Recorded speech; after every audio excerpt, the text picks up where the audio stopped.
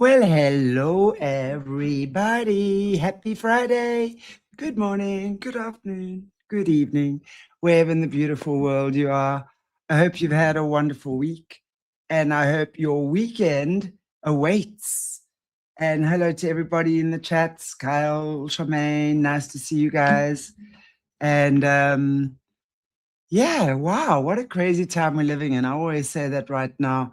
And I think every week things get amped up just a little bit more. Today we're going to be touching, again, not a very nice topic, but nevertheless very important that we're going to be speaking about this. Basically, the title of the show is Harvesting the Fit, History of Human Experimentation in Africa. Well, you all have heard me, if you've been watching my channel for a while, speaking about what the Germans did to the Herero people in Namibia before, well, then Southwest Africa, before they actually did what they did in concentration camps.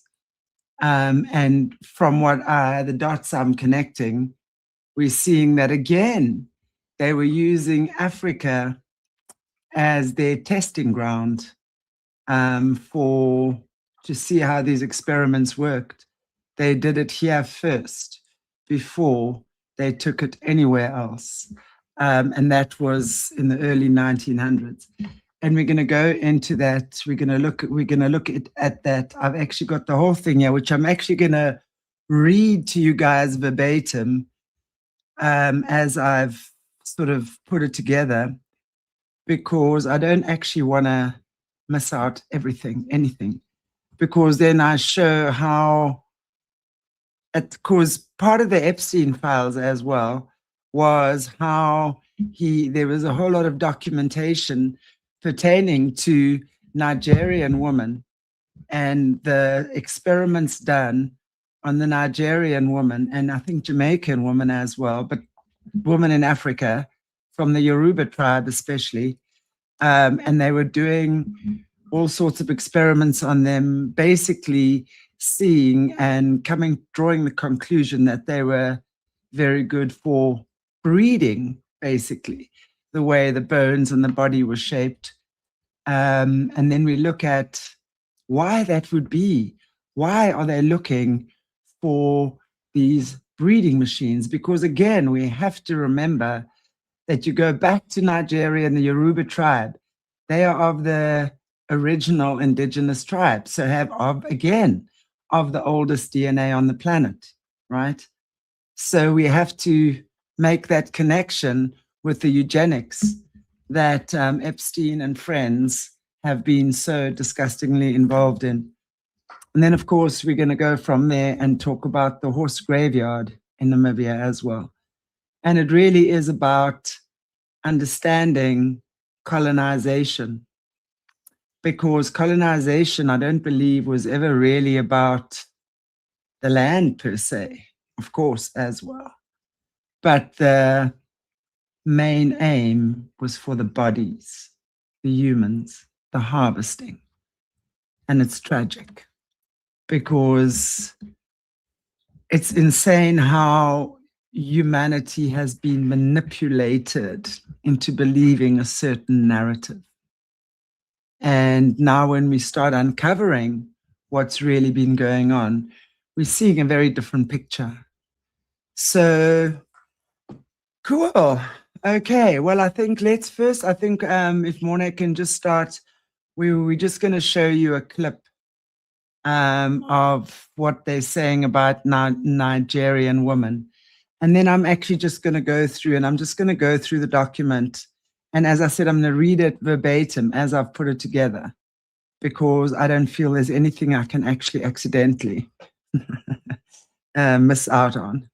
So, yeah, let's just start with what's happening in Nigeria and what's surfacing from the Epstein files first and foremost. What do you mean Epstein was part of studying and exploiting the bodies of Nigerian women because they are better designed for reproduction? What? I haven't seen anyone discuss the part of the Epstein files where he's writing to evolutionary biologist Robert Trivers about studying the bodies of Nigerian women because they are better designed for reproduction. He talks about the lumbar, the arch of their back into their behind, and how the curve of their hips is ideal for reproduction. And they casually discuss getting access to Nigerian women to x-ray them. They talk about a 14-year study they completed in Jamaica on the legs and knees of the best Jamaican athletes and runners. I have not seen that discussed. And what I'm concerned about is what we're going to find out about how they were accessing Black bodies, whether there was consent, likely not, as we can anticipate, how Bill Gates and his access and ownership of medical facilities probably provided access to Black bodies. Tuskegee experiment, these types of behaviors have not ended. And yeah, what? No one's talking. Be angry, be enraged, but you better start asking the critical question. How do these racist, eugenics, white supremacist freaks get access to Black bodies on the African continent and in the Caribbean? They come bearing gifts with their initiatives just like their wicked, evil ancestors, and it's right under the noses of the people. This $5.1 billion MOU signed between America and Nigeria in December 2025 is a perfect example. The purpose is to advance the America First global health strategy. We all know that America First is white people first. This stumbling human corpse, Tinubu sold these people to be exploited. Under the guise of protecting Christian populations from extremist violence, can you see how they weaponize the rhetoric of Christian genocide to get access to Black bodies? Huh? So what's going to happen to the Muslim population who are also being genocided by the same extremist violence? And what do you mean the MOU is based on Christian faith-based healthcare providers? When the hell did healthcare become dependent on freaking religion? And how the hell do you trust America with its history? You mean the America that withheld treatment from 400 Black men to study how syphilis would progress? You mean the America that stole the cells of Henrietta Lacks, which revolutionized medicine and which white America is still profiting off to date? You mean the America that exploited the bodies of living enslaved Black women like Anaka? Hey, Jesus. Now ask yourself why they are obsessed with the bodies of Nigerian women. Nigeria alone, the most populous nation in Africa, gives birth to more children per year than all of Europe, including all of Russia. They are afraid of us. They're afraid of Black populations, Black genetics, God-given land riches and mineral resources, all of which they do not have. Remember their great replacement theory? What they don't have, they fear. What they fear, they destroy. What they can't destroy, they control.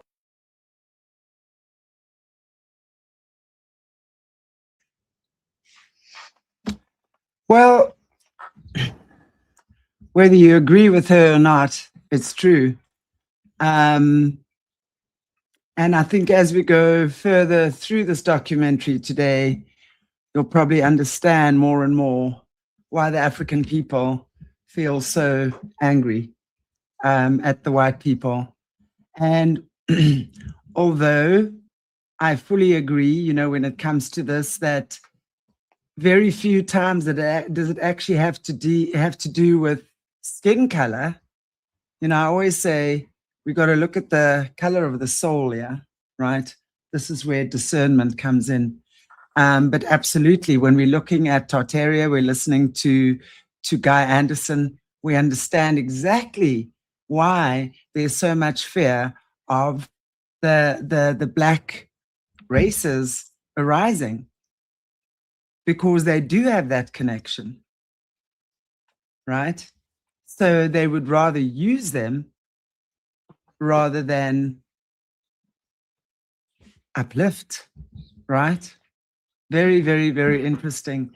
And gosh, what else was she saying there that I wanted to comment on? Slipped my mind now. I should have made note of that, but I'll get back to that. Anyway, okay, so I'm going to go through this and we're just going to pop up some pictures along the way for you guys to get an idea of what was happening here. And more than anything, the link, right?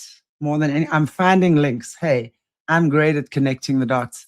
I'm fantastic at building puzzles and connecting dots, okay?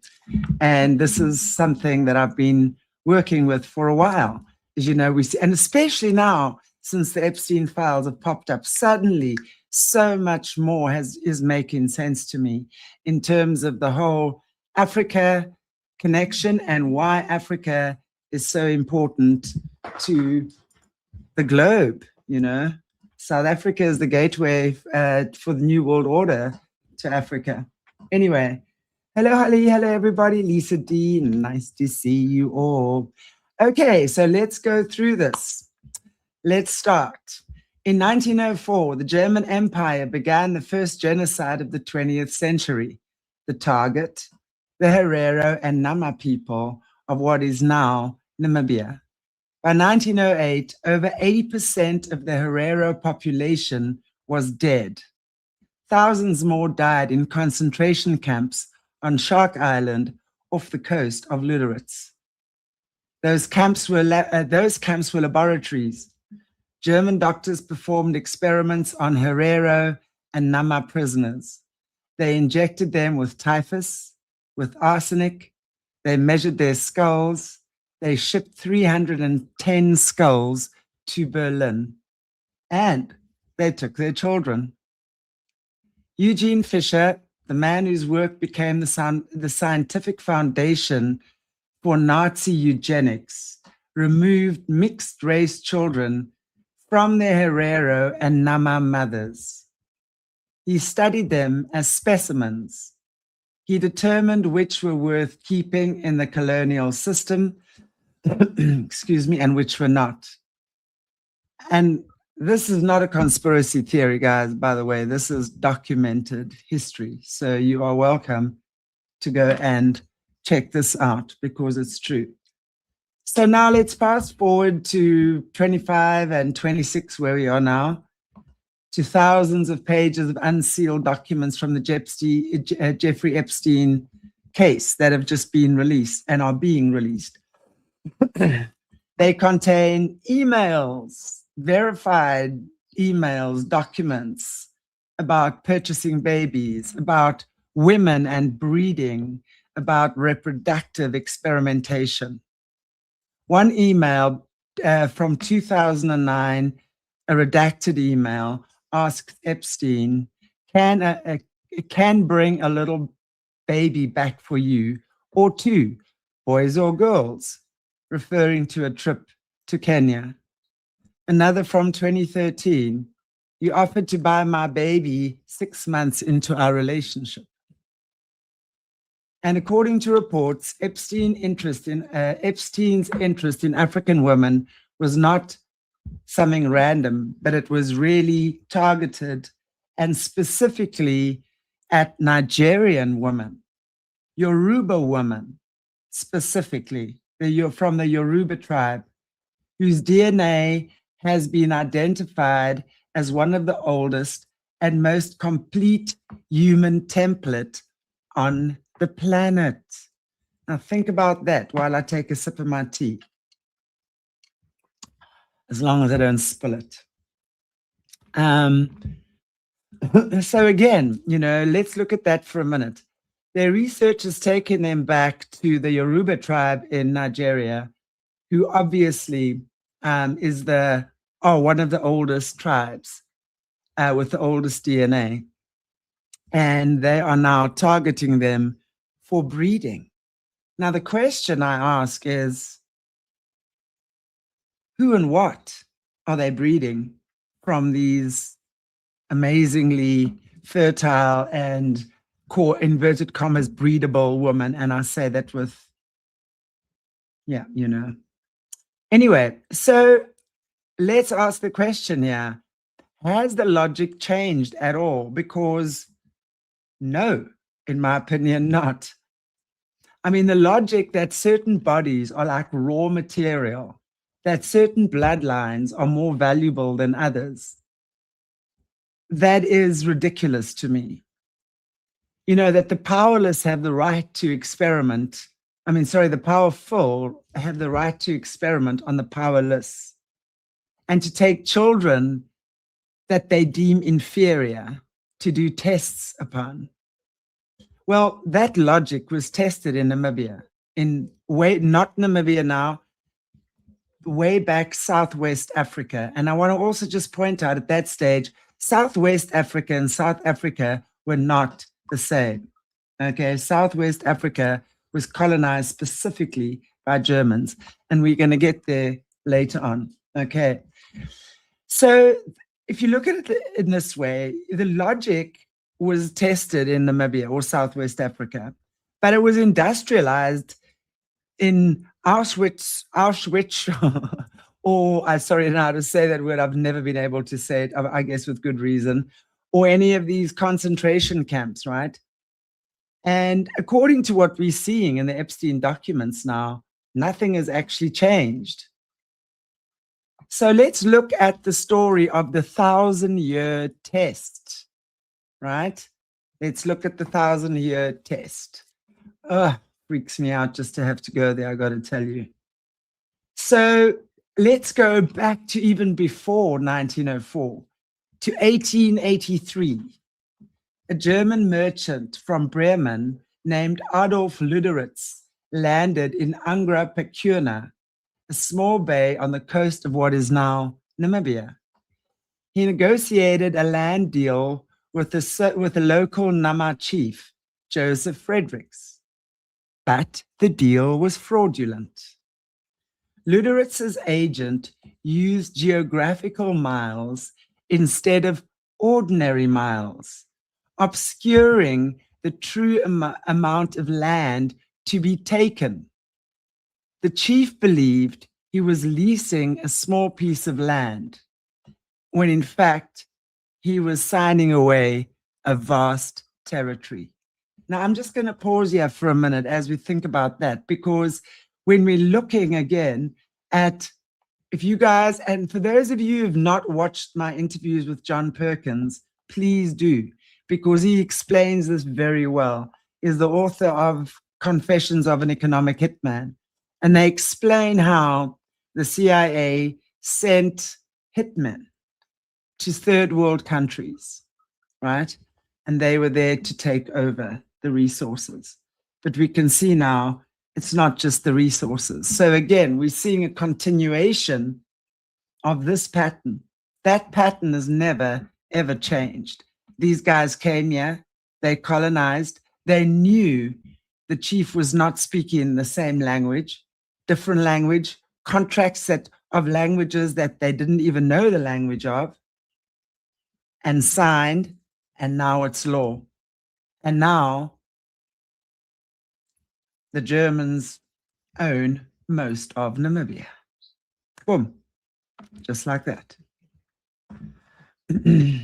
So Luderitz then asked Chancellor Otto von Bismarck for protection. Bismarck, who had previously dismissed colonies as worse than useless, saw an opportunity. On 24th of April, 1884, and that would seem like it's today, would be the anniversary. He declared the area a German protectorate. The German flag was raised on 7 August 1884. By the time the Berlin Conference of 1884 to 1885 carved up Africa among European powers, German Southwest Africa was already a done deal. So that is how this carving started happening. The African carving is when these guys came here. They literally conned the chiefs and the tribesmen into signing away so much of their land, right? The Germans did not conquer the land in a single war. They insinuated themselves. They signed treaties with local chiefs, treaties the chiefs did not fully understand, written in a language they did not speak, based on a concept of land ownership that did not exist in their culture. For the Herero and Nama, land could not be sold. It could not be privately owned, right? This is the African way. This is the indigenous way, just to be clear on that. It was the ground of the ancestors held in trust for future generations. The Germans did not care. They took it anyway. So in May 1885, the German Colonial Society of Southwest Africa was founded, backed by Berlin bankers and industrialists. Now, guys, I hope we can see what's going on here. And then the Germans decided this is a lucrative place to be. And then they had the full backing of the bankers, the military, everything to take over Africa.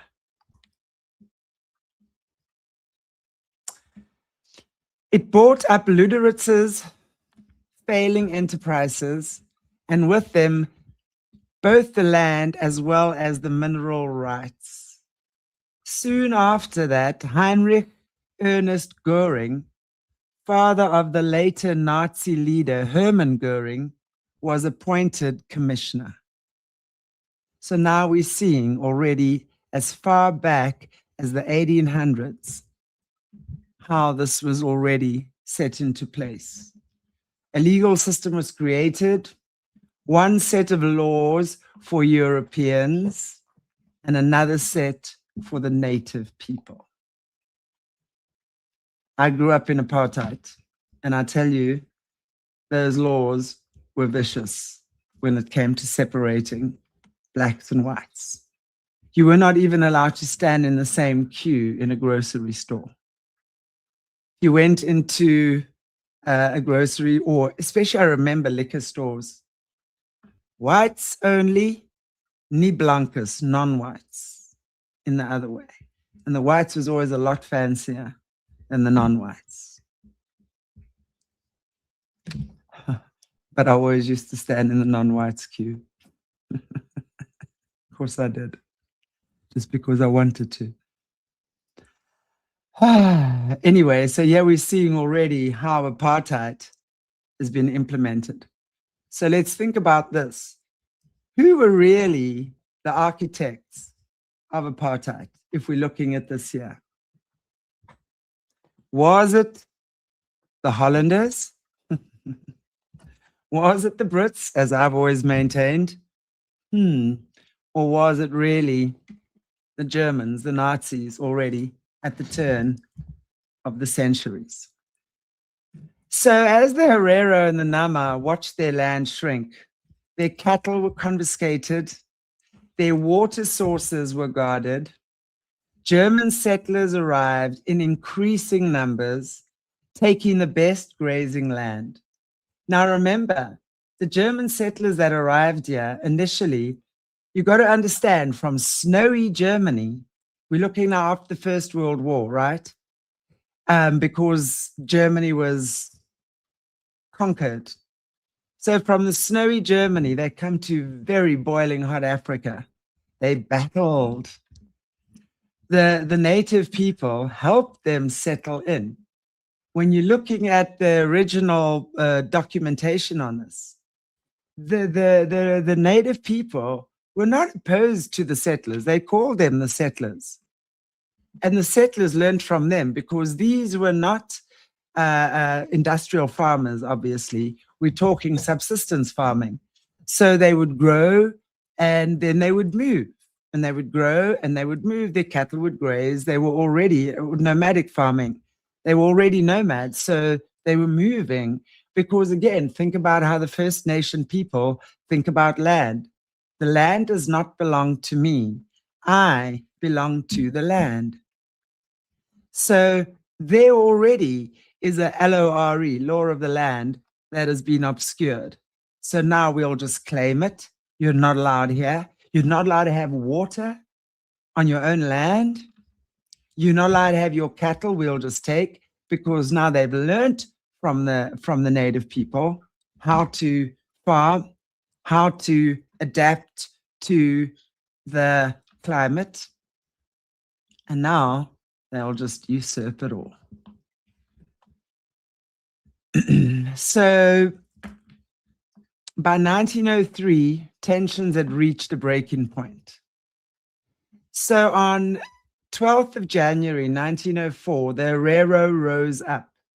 Under their chief, Samuel Maharero, they attacked German farms and settlements. Approximately 123 to 160 Germans were killed. The Herero people spared the women, the children, the missionaries, and white people who were not German. They were not fighting to exterminate the white population. They were fighting to reclaim the land, their cattle, and of course, their dignity, their water sources. So, of course, Germany, or the Germans, responded immediately. At the time of this uprising, there were only 770 German soldiers in the entire colony. Most had been diverted south to suppress a separate Nama rebellion. The Herero's initial success panicked the colonial government. German settlers demanded blood. The German public fed exaggerated propaganda portraying the Herero as animal-like sadists, demanded revenge. Berlin sent reinforcements. 14,000 troops, led by General Lothar von Trotter, arrived in June 1904. Von Trotter was a veteran of colonial wars in East Africa and China. He had one order from Kaiser Wilhelm II: crush the rebellion by all means necessary. There's that Kaiser, whatever his name is, von Trotter. Is that von Trotter, actually? Yeah, that's the guy. I mean, look at that face. And I got to tell you, that man's got the bluest eyes you've ever seen. It was with such, he's chilling, absolutely chilling. Anyway, so on October the 2nd, 1904, von Trotter issued his famous Vernichtungsbefehl, which is the extermination order. So I'll read it again, verbatim. I, the great general of German soldiers, send this letter to the Herero people. The Hereros are German subjects no longer. They have murdered, stolen, cut off the ears and noses and other body parts of wounded soldiers. And now they are too cowardly to want to fight any longer. Any Herero found within the German frontier, with or without a gun, with or without cattle, will be shot. I spare neither women nor children. I drive them back to their people, or I will fire upon them. There was a public outcry in Germany when the order became known. So Kaiser Wilhelm II officially rescinded it, but the damage was already done. The Herero fled east into the Omaheki Desert, a western arm of the Kalahari. They took with them their cattle, their children, their elderly. The German forces guarded every water source. The official German military report later boasted, like a wounded beast, the enemy was tracked down from one waterhole to the next, until finally he became the victim of his own environment. The arid Omaheki was to complete what the German army had begun, the extermination of the Herero nation. Survivor testimonies speak of mothers giving their last drops of water to their children, of people drinking the blood of dying cattle, of children found dead in the sand, their mouths open, their tongues swollen. Missionary August Kuhlmann documented one of many horrors. A woman so weak from illness that she could not stand crawled to another prisoner or other prisoners to ask for water. A German soldier saw her, fired 5 shots, and killed her. There's actually that scene, there's a movies of that scene as well, maybe used in different scenarios, but that's where it comes from. I just need to take a break for a minute after that, so let me just gather myself. Thank you, guys. Incidentally, speaking of churches and things in Africa, I'm having an amazing guest on this evening. So it's now 4:30 here at 7:30, so 3 hours from now. Melissa Spears. She's from the LDS Church, and we're going to be talking about what goes down there. And next week, we're going to be talking about her book. Crazy. Her father was not the LDS Church, sorry, Seventh-day Adventist. So we're going to be talking about that. And also we learn how the LDS, Seventh-day Adventist, and Catholic Church. Now, again, we look at how colonization worked was through, if we're looking at that little video clip earlier on, with them talking about Nigeria, politics and religion. They're always using religion to come into Africa because they feel they have to save the savages. Africa doesn't need Western religion. I can tell you that much now. They don't. They don't. Anyway, we don't, shall I say. We don't. So let's go back to what I was saying. We were talking about earlier on. I just needed to shake my head loose of what that was all about, because I find that completely disturbing. So some Herero managed to cross into British Bechuanaland, modern Botswana, where they were given refuge. Most did not. Between 40,000 and 80,000 Herero died.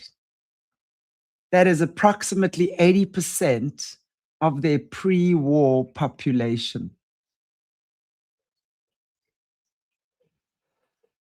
After the Herero were broken, the Nama rose up under their leaders, Hendrik Witbooi and Jacobus Morenga. The Black Napoleon, the fighting continued until 1908. On 27 April 1905, von Trutte issued a second extermination order, this time against the Nama. Approximately 10,000 Nama died, half their pre-war population. Witbooi was killed in battle in 1905. Morenga was hunted for years, finally killed in 1907. After their deaths, the remaining Nama were rounded up and sent to the same concentration camps as the Herero. Those who were not killed in the desert were captured and sent to concentration camps. The most notorious was Shark Island, off the coast of Lüderitz. Shark Island was not a camp in the modern sense. It was a death camp. Prisoners were given a handful of uncooked rice per day, sometimes nothing. They were forced to work on the Lüderitz Railway, carrying heavy stones, digging with their hands. They had no shelter, no blankets. They slept on bare rock, exposed to the freezing winds of the Atlantic. The camp physician, Dr. Bofinger, conducted grotesque experiments. He injected prisoners with arsenic, with typhus bacteria. He tried to test whether scurvy was contagious. It is not, by the way. He was just simply torturing people. But unfortunately, that's not where the cruelty ended. It seemed to have gone further. German military records and survivor testimonies describe a practice called Niederkunft verhindern, preventing delivery. When Herero or Nama women went into labor in the camps, guards would sometimes hold their legs closed. The child could not be born. The mother could not push. The infant died inside her. So this was not the result of chaotic situations where doctors were not available, right? We understand that. It was a method. If the mother is dying anyway, why waste precious resources on the child? If the child is mixed race, which many of them were, because a lot of the Nama and Herero women were raped by the German soldiers. So, of course, that's where the mixed race babies came from. And of course, we're going to go further into that now. Those were the Fischer kids. And we're going to be talking about that. It's horrific. Other newborns were taken from their mothers immediately after birth, placed in separate children's camps where they received even less food, even less shelter, and many died within weeks. Women were forced to boil severed heads of dead prisoners, sometimes their own husbands, sons, or brothers, and scrape the flesh from the bone with pieces of glass.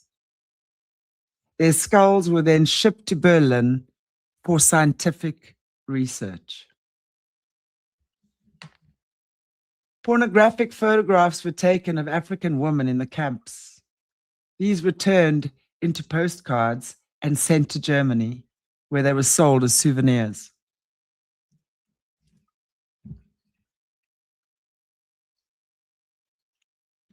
So if we just reverse back a little bit, you might wonder, because it is well documented as well, that at the turn of the century, the Herero people actually did have weapons.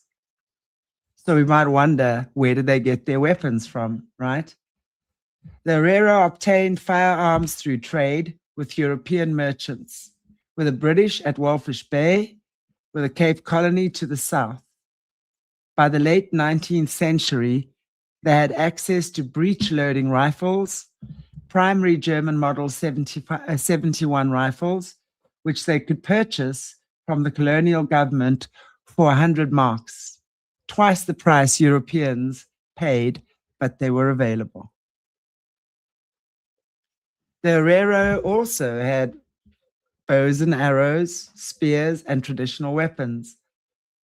Their firearms were real. They were not primitive. I mean, these were firearms they bought, right? They were also not passive. And so when they rose up in 1904, they were armed. But what they did not have was artillery, reinforcements, or a navy, or the full industrial might of the German Empire. So how do we even imagine that this was a war? This was a full-on invasion. It was an absolute genocide of the local indigenous tribes. Okay, so now let's talk about Eugene Fischer and the Fischer kids, as they're known. Right. Eugene Fischer was a medical doctor, an anthropologist, and a eugenicist. He arrived in Namibia in 1908. The worst of the killing was over by then, but the camps were still operating. Fischer's mission was not to treat the sick or document the dead. His mission was to study the living evidence of racial mixing. So he traveled to the Rehoboth region, where a community of mixed-race people called Busters had lived for generations. But he did not only study adults. He specifically targeted children. Now, just for context, Rehoboth is just outside Windhoek. It's what we call colored, although if you call them colored, as Mornay was saying yesterday as well, they do not like it. Busters is basically a direct translation of half-breed. So they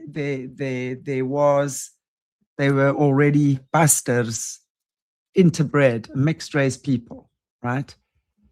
So he went into these communities and he identified children who had German fathers and Herero or Nama mothers, and he simply took them. Some took with permission of colonial authorities. Let's just say the parents' permission didn't seem to matter if they still had parents, right? But the colonial authorities were now the guardians of these children. And some he took without permission. Some he took directly from their mothers after they'd given birth. And he placed these kids in, or these children in institutions, orphanages, mission stations, sometimes barracks, where he could absolutely 100% control the environment. Then he measured them.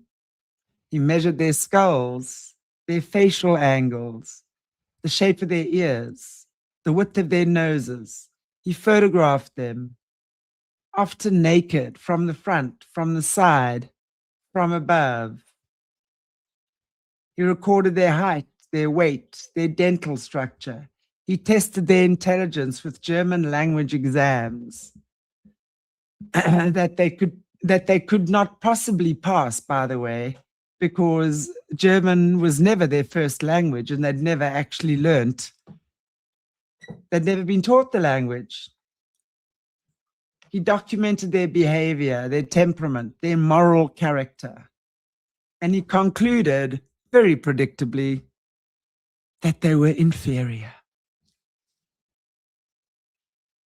Here's what he wrote in his 1913 book. The mixed race individual is physically and mentally disharmonious. He lacks the discipline of the white race and the adaptability of the native. He's a burden to colonial society. He argued that these children should not be allowed to reproduce. He recommended that they be segregated from the white population. He recommended that further mixed race births be prevented entirely, which resulted in some of these children being sterilized. Some died in these institutions, and their parents never, ever saw them again. In 1912, Germany passed a law banning interracial marriage in all its African colonies. Fischer's research was cited as the scientific justification. Fischer also collected human remains, 310 skulls. Herero, Nama, and mixed race individuals were shipped from Lüderitz to Berlin. They were displayed in glass cases in the Kaiser Wilhelm Institute of Anthropology, which Fischer later directed. In 1921, Fischer co-wrote Principles of Human Hereditary and Racial Hygiene. Racial hygiene, my word. It became the standard textbook for German eugenics. Adolf Hitler read this book while imprisoned after the beer hall putsch. He quoted Fischer in Mein Kampf. He called Fischer's work the scientific foundation for racial policy.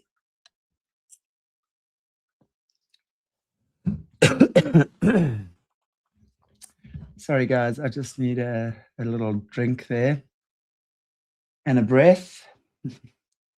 Yeah, I'm just seeing some of your comments that have popped up that I wasn't seeing earlier. But I agree, this is so hectic. And, you know, and then we wonder why, you know, when we look at how angry African people are. You know, let's look at what's happening in Europe at the moment, and I think all over the world. You know, African people are taking over Europe in a major way, and they're not doing so kindly either. Perhaps we can start understanding why now. Perhaps instead of judging people for their behaviors, let's understand the root of it to begin with. And then we can maybe start having conversations and start understanding where people come from. Because when, yeah, was I there? No. Were you there? No. But this is for sure our ancestors. And they're not here to fix their F-ups. So clearly we are here. to balance a lot of imbalances. And I agree, Charmaine, you know, my granddaughter's mixed race as well. And and it's not just that. I mean, I know so many African people and so many mixed race people. And, you know, when I read this, I feel like it's so disgusting because I've grown up with African people. And I don't even know. I can't even, you know, the fact that I say that as something that is separate from me is just ridiculous because it's not. But all I'm saying is it's so important for us to understand the history of why things are the way they are. And then we can understand Julius Malem and the EFF. One settler, one bullet. Am I saying it's right? Oh, hell no. Because I'm in line for one of those bullets, right? But do we understand now the African person's anger? Absolutely. And I hope we all do. I'm not saying we should condone it.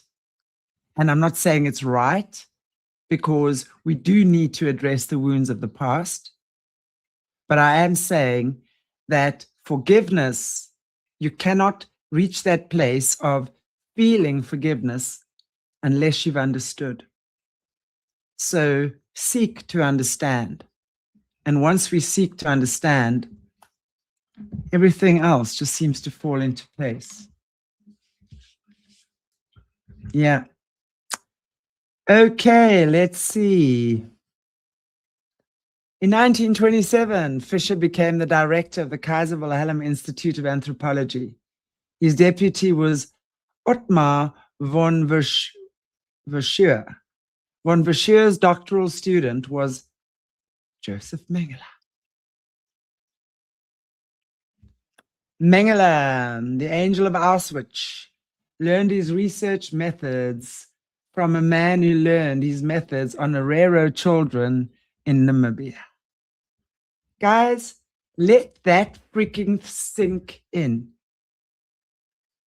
Let this sink in for a minute. We have been speaking to so many survivors over the years, especially Montauk survivors, who have been at the hands of the Dr. Greens of the world. In other words, Joseph Mengele and a few others like him. And he learned this. He learned those ways by testing the kids in Africa, by doing tests on the kids in Africa. I don't even want to think of what else they could have been doing to these boys and girls, really. Fischer retired in 1942. He died in 1967, a respected academic. The children he studied did not survive the 20th century, but the logic he applied to them, that some children are more valuable than others, that some bodies are raw material, that logic has survived. So now we've traced that logic back from Namibia to Auschwitz, right? Now we follow it to Nigeria. So connect the dot, right? According to reports from individuals who have followed the genetic research for decades, and from documents referenced to in the Epstein files, there's a hidden thread in the story. And that is the targeting of Nigerian women, specifically, as I said before, Yoruba women, for reproductive experimentation. So here's the background. Let's go back into that a little bit. In the 1990s, the International Human Genome Project began mapping human DNA. The goal was to identify the oldest, most complete human genetic code on the planet. According to multiple sources, including statements from Prince Justice Faloi, president of the African Socio-Cultural Harmony and Enlightenment Foundation, the results pointed unequivocally to one group, the Yoruba of Nigeria. Their DNA was identified as the oldest full-sized human DNA ever analyzed, the most diverse, the most complete. Now we know what they are after, right? Most diverse, most complete. But according to Falloy and others, the results were covered up. The stated reason that releasing them would shake mainstream belief systems, specifically the foundations of Christianity and Islam, where trace human origins to a single pair of ancestors in the Middle East. Let me repeat that. Specifically the foundations of Christianity and Islam, which trace human origins to a single pair of ancestors in the Middle East, not West Africa. The cover-up, if accurate, was not merely theological, it was absolutely strategic, right? If the Yoruba genome is the original human template, the eve of humanity, right? Then whoever controls that template controls the future of human genetics. Guys, are you getting this? Why do you think Africa is so important to them? Why do you think they keep making out like Africa is this little shithole on the southern tip of the continent? It's not. This is why. This is why. And I'm going to repeat that. If the Yoruba genome is the original human template, the eve of humanity, the feminine, right? Then whoever controls that template controls the future of human genetics. And according to the reports, Jeffrey Epstein was deeply embedded in the networks of scientists studying this DNA. Now, let's never forget this was never just Epstein. And I wish we can just take Epstein's fat mug off every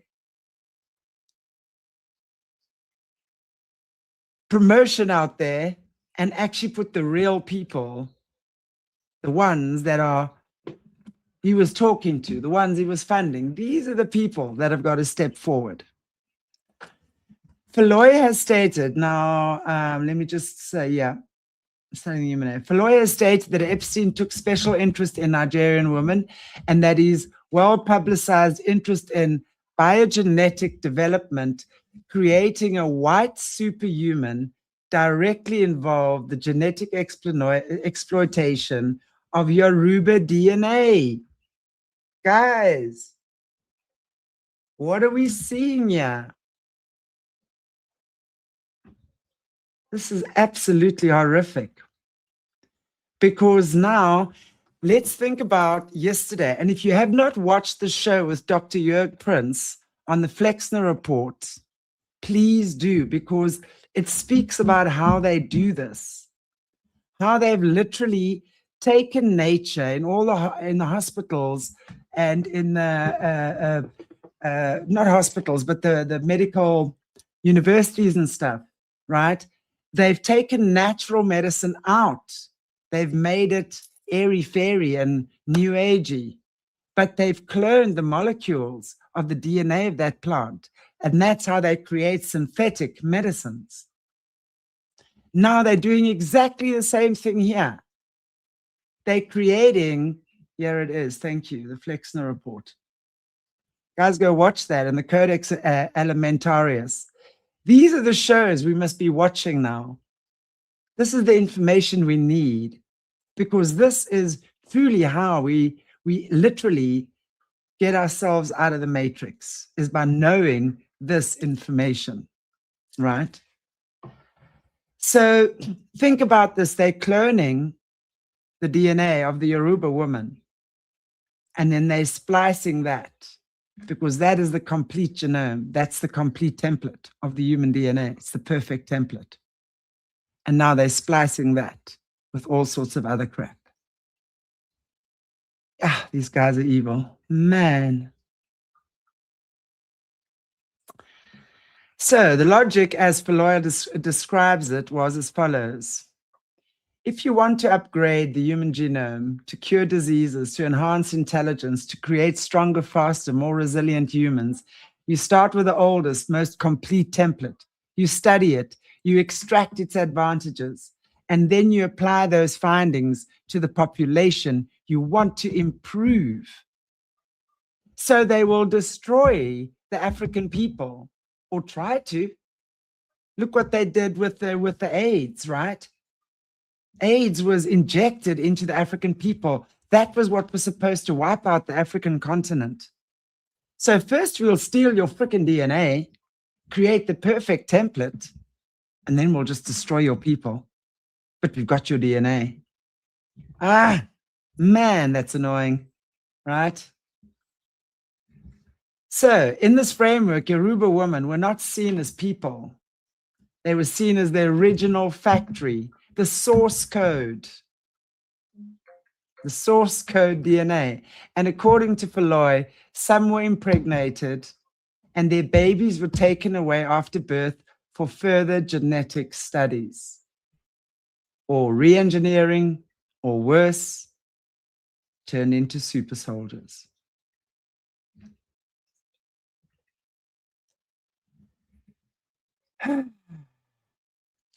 So when we look at the Nigerian woman, and I was asking, well, sort of really looking into the better breeding. Why are they seen as better breeding? Yeah.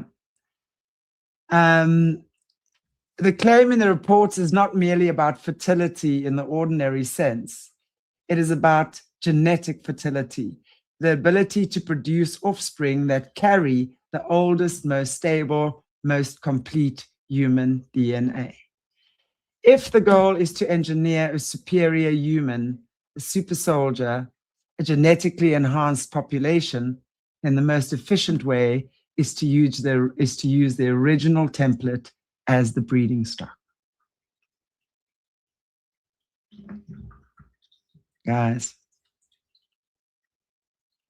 this is not just nonsense theories we're dreaming up here. The Epstein files were about so much more than girls being trafficked. And of course, there's that as well. But this is what was going on, right? I mean, they speak a lot in the files about the baby farms, the breeders, the breeding programs, about creating like the superior gene pool, right? This is how they're doing it.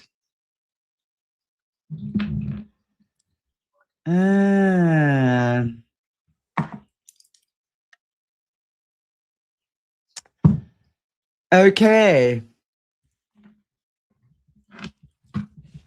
Between 24 and 26, thousands of pages of court documents related to Jeffrey Epstein were unsealed. Most of the material concerns Epstein's sex trafficking operation, a documented criminal enterprise in which he was convicted in 2008.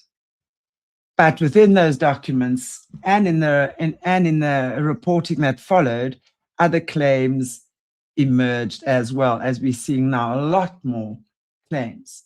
One email from 2009, a Hollywood publicist wrote to Epstein, "Can bring a little baby back for you, or two, boys or girls," referring to a trip to Kenya.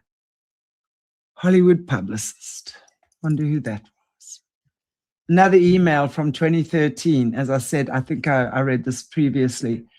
A woman told Epstein, "You offered to buy my baby 6 months into our relationship." So, this is real stuff. This is stuff that's in the court documents. So it's not nonsense. But again, there is more.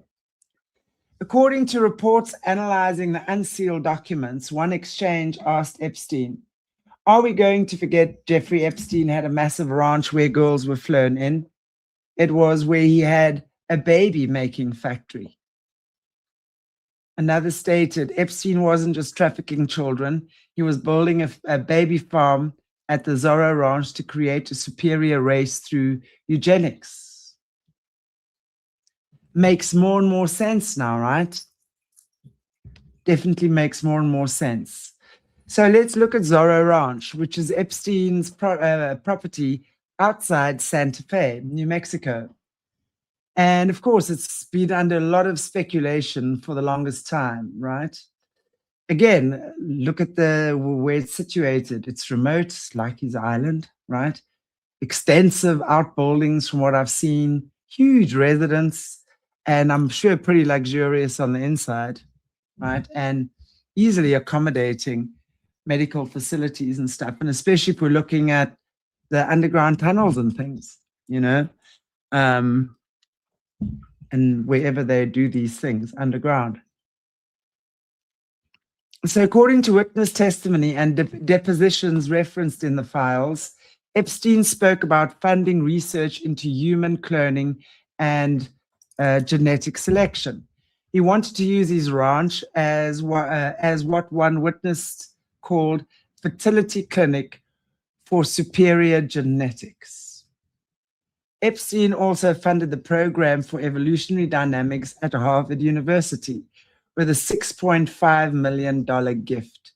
He surrounded himself with transhumanist scientists who spoke openly about editing the human genome, extending human lifespan, and creating designer babies. We've heard a lot about these designer babies. I mean, does this prove that he actually operated the baby farm? No, because we haven't actually seen the baby farm. We've just heard about it, hey? So we don't know, but let's speculate for a minute that it could be true. You know, but when we're looking at the pattern of these conversations, the funding of these genetic programs, you know, there was a story of his girlfriend as well, not Ghislaine, the dentist. I've been seeing, I can't remember her name now. I think she's also from Eastern, I think Russia, Slovenia, something like that. And also he funded her. And why? Was this merely just to change the teeth, or what I mean, again, I've got to ask that question, right? He was into absolutely everything. But the question I ask is, where was he getting this money? Where was Epstein getting all this money to fund these projects?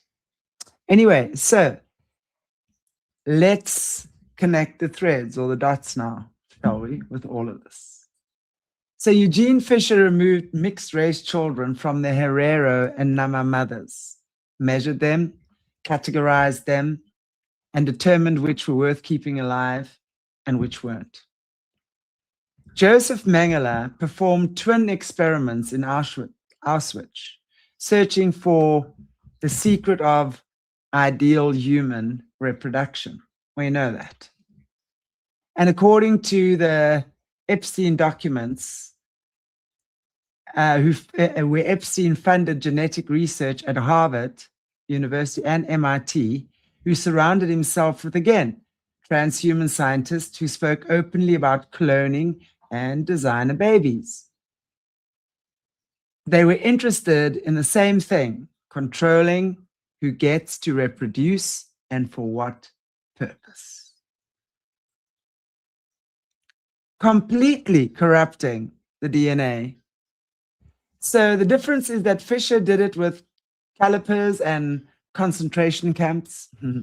Mengele did it with gas chambers and surgical tables, if you believe the gas chamber story, but did it anyway.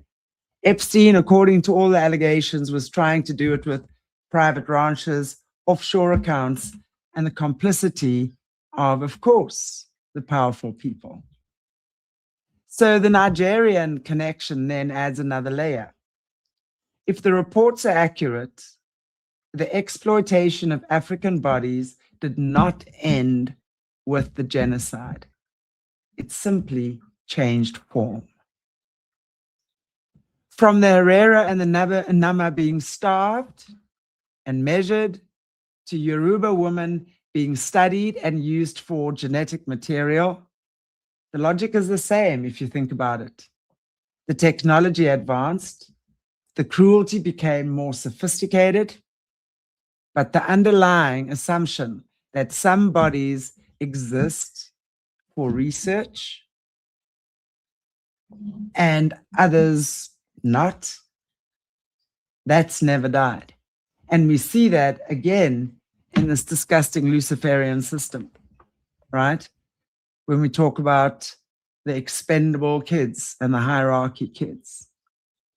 Who decides that? Who decides that? Anyway, okay, so let's fast forward a little bit more. We go now to 1915, World War I, South African forces, allied with Britain, are invading German Southwest Africa, right? Near the town of Aus, a German airfield. The Germans know they are losing. They begin to withdraw. What happens next has been disputed, but the general understanding is this. According to local accounts and some military records, a German aircraft, either by design or by accident, scattered a herd of cavalry horses into the desert. The purpose may have been to prevent the horses from falling into South African hands, or it may have been simple chaos. Approximately 1,700 horses were involved. Most returned to the airfield, several hundred did not. Those horses died in the desert. Thirst, starvation, predation. Their skeletons remained where they fell. It's known as the horse graveyard, by the way. Yeah. Over time, the area became known as the horse graveyard. It's not just a single mass grave. It is a scatter of bones across the Karoo Plain, visible to this day, and it goes for miles and miles and miles. But some horses survived. The ones that did not return to humans adapted to the desert. They became feral. They learned to go days without water. They learned to eat tough desert vegetation. These are the Namib Desert horses. So it's a small, genetically distinct population that still runs wild in the Spegebiet, the forbidden zone, right? A diamond mining exclusion area.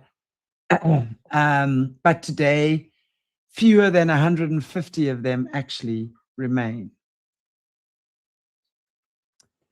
So let's speak about the horse graveyard, okay? It is a real place. The skeletons are real. The dead horses are real too.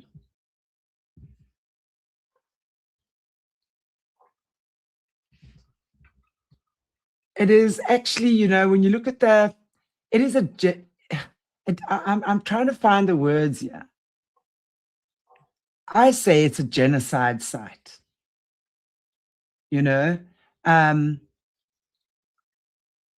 It's like, but the human remains in that area, from what I'm understanding, are minimal compared to what happened in Shark Island. But I say it's genocide on animals, and that's why I included it in today's show. So when we look at the symbology, I always believe there's a reason why this has remained and we still see it today, right? And I've seen it. It's not, to me, it's not, I don't like it. It's those, and especially Namibia has unbelievably powerful energy. Anyone who's been there will tell you that. So of course the desert speaks. It really, really does speak. So, you know, for me, I look at the symbolism, and to me, that graveyard, it symbolizes so much. It symbolizes discard, waste, colonial machinery that abandons its tools when they are no longer useful. It's exactly what they've done with the mines here in Africa. When they mine, they leave these huge holes in the ground, like huge. Kids fall in there, animals fall in there, I mean, it's dangerous, and they just leave all their crap and go back home. And Africa is sitting with that problem. You know, going back to the horses, you know, I believe, you know, some say could be a sacrifice. Thought about that as well. On some level, definitely. But by neglect, you know, more than anything, let's think about that human neglect. Who does that to an animal, right? Who does that to an animal? We just send it into the desert and leave it. You know what's going to happen. With a war, you know, human war, human neglect, again, that kills unnecessarily. Again, creates the energy in the area, place for loose to be harvested, and stuff like that. So yeah, you know, in that way, I guess the horses are not really that different from the Herero and the Nama people. Abandoned, left to die, their bones bleaching in the sun, because that's what happened on Shark Island, right? I mean, we haven't even spoken about South Africa yet. Don't worry, we're going to get here. This is just Namibia or Southwest Africa back then. You know, it's like they didn't need the horses anymore. They didn't know what to do with them. So we'll just leave them to die. We'll just use them as some type of ammunition, diversion, chaos, no feeling, no empathy. You know, and that's really what that is. So according to the logic of the 1,000-year test, because that's what this is, that certain bodies are raw material to be used and discarded. And that is exactly how the powerful have always treated the less powerful or the powerless.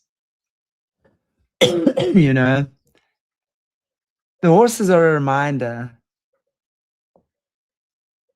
and especially because they're not human.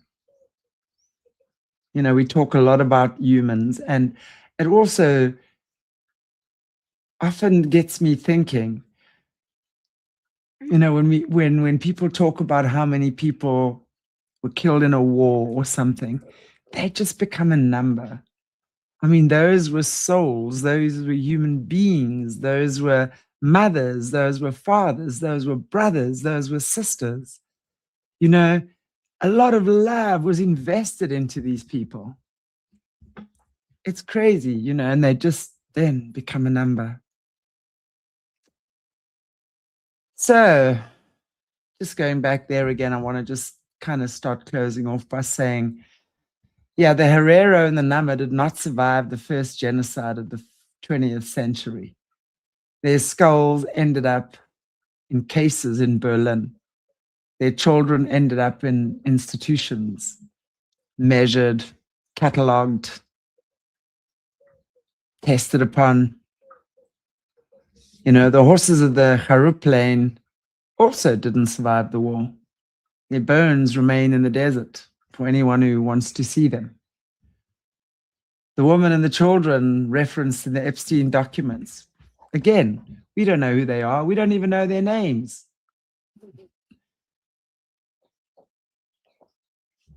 But we know what's being exposed right now.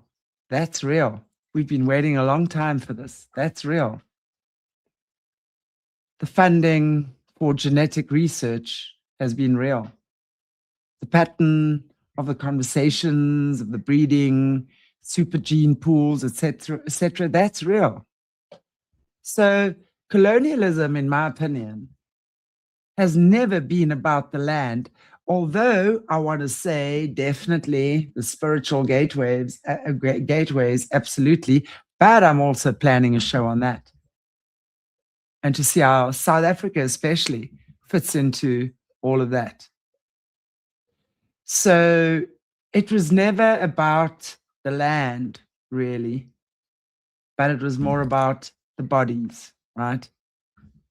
The bodies, which bodies matter more than others, which bodies can be used, which bodies can be discarded, and which children can be taken So, in my opinion, the 1,000-year test certainly did not end in 1945 or 1908 or whatever it was.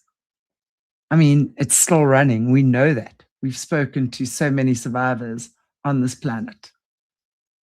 On the show, on this planet. Well, hope all of them come talk here. But we know it's carrying on.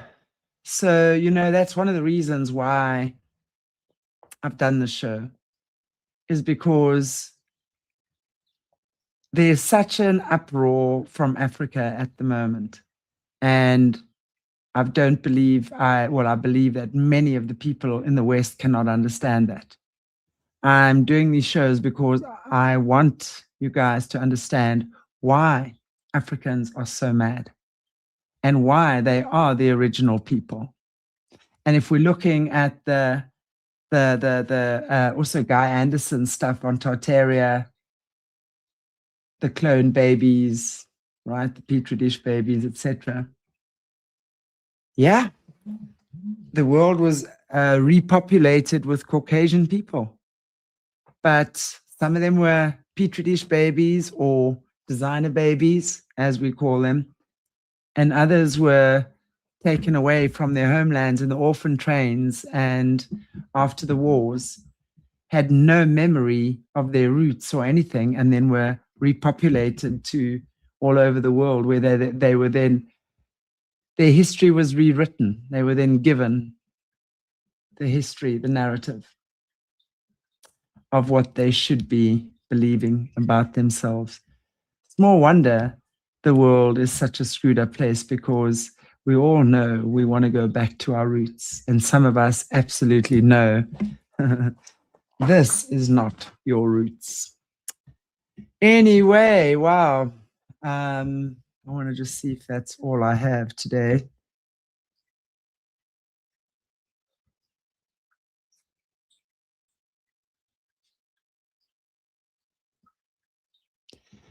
Yeah, I'm all about asking the uncomfortable questions. And not to anyone else, by the way, to yourself. We're all in this together. And it's about how these uncomfortable questions land with you. How does it land with you? How does it land with you? And how do you deal with the information that's being given out? I would love you to all share it, please. Like, share, subscribe, get this information out. If you want to make short clips and stuff of certain parts of the show, please do so and just share it. And it'd be great if you did do that, that you just put the link to the full show. Because, this is where it began, actually. When we're looking at that eugenics and stuff, and this is when you're looking at the Nigerian woman, the oldest DNA, the most perfect breeding template, reproductive template, spliced with all sorts of super soldier and designer baby things. We're in trouble. We're in trouble. Anyway, guys, I wish you well. Thank you so much for joining me on Drop In with Chanti on Solutions, as well as Error. I will see you back in 2 hours now with Melissa Spears from the Seventh-day Adventist Church. We're going to be talking about some shenanigans that has happened there. Very interesting. Her father was a pastor or a preacher, whatever you call those guys there. And never abused his own kids, but a lot of others. How interesting. So we see this is unfortunately an issue all over. And yeah, here we go. Here it is. Holy Disobedience. She has a book called Holy Disobedience. I actually listened to it it's just been released. I actually listened to I bought it on Audible. Wow, what a book, what a testimony. But come and join us later, and she'll speak mainly about, we're having her on for 2 weeks, So tonight will be mainly about the Seventh-day Adventist Church, which not many people are speaking about, right? And then next week we'll probably move more into her testimony as well, but we'll touch on many different things. So join me. Okay, you beautiful people. No, I actually haven't talked to Kevin Arnett. I know a lot of people have told me about him, and he is actually on my to-watch list. I'd actually like to watch some of his stuff because I haven't. Perfect, guys. Thank you so much. And I look forward to seeing you a little bit later on this Friday. God bless you all. Take good care of you. And be cool. Be kind. Be